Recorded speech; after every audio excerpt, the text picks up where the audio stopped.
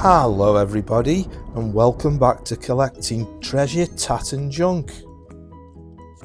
Now I've had a special request from someone who's noticed that all the fairs I go to and on videos I'm always looking out for pictures. It's fair to say that over the years I've probably built up a collection of about 100 pieces of artwork in various guises, and I thought it'd be interesting to give you an insight into what I buy and why I buy it. Specifically, the ones I bought on Sunday at the Malvern Flea Market. And if you're quick enough, you'll catch a glimpse of it hiding behind that white bucket. That's it, there it is.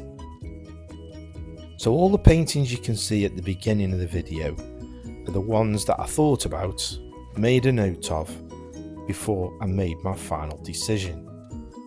And this one is the one that I decided to buy this time. It's by an artist named Aileen Lipkin. Now this is a litho print on board, on hardboard, and it's the kind of picture that was sold in places like Marks and Spencer's and Boots, and was particularly popular during the late 60s, 70s and early 80s. This is a typical example of one of those pieces of art. It's got its original frame, and although it's something like 40-50 years old, it's still in incredibly nice condition, although a little bit discoloured and dirty around the edges. But just look at the quality of the artwork. So now the important bit. Why did I buy this particular painting? First of all, it was a recognised artist that you could look up and find the details of who she was, where she lived and where she painted. So particularly important for someone who's a collector or an investor. Secondly, the actual price. I bartered this down to £10 to buy. So I know if I put this on eBay tomorrow, I'm going to get 45 for it at the very least. That'd be on a buy it now. And if I was to put it on an open auction, potentially more. Now a few important factors here.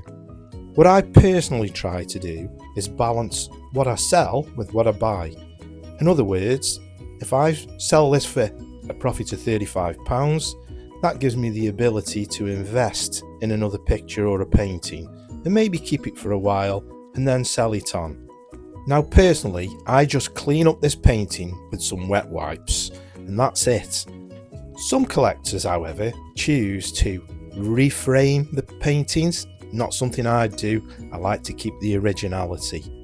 Something else worth noting is, I've noticed a lot of these pictures and paintings end up in trendy wine bars and cafes, and they don't seem to mind if they're in a little bit of a distressed condition. So never discount buying one of these pictures if it's in reasonable condition. By that I mean with maybe a tatty frame or just a few scratches on the litho. There's still a market out there for them. And that helps you build up a nice portfolio of art. Now I hope you've enjoyed this video and you've learned something from it.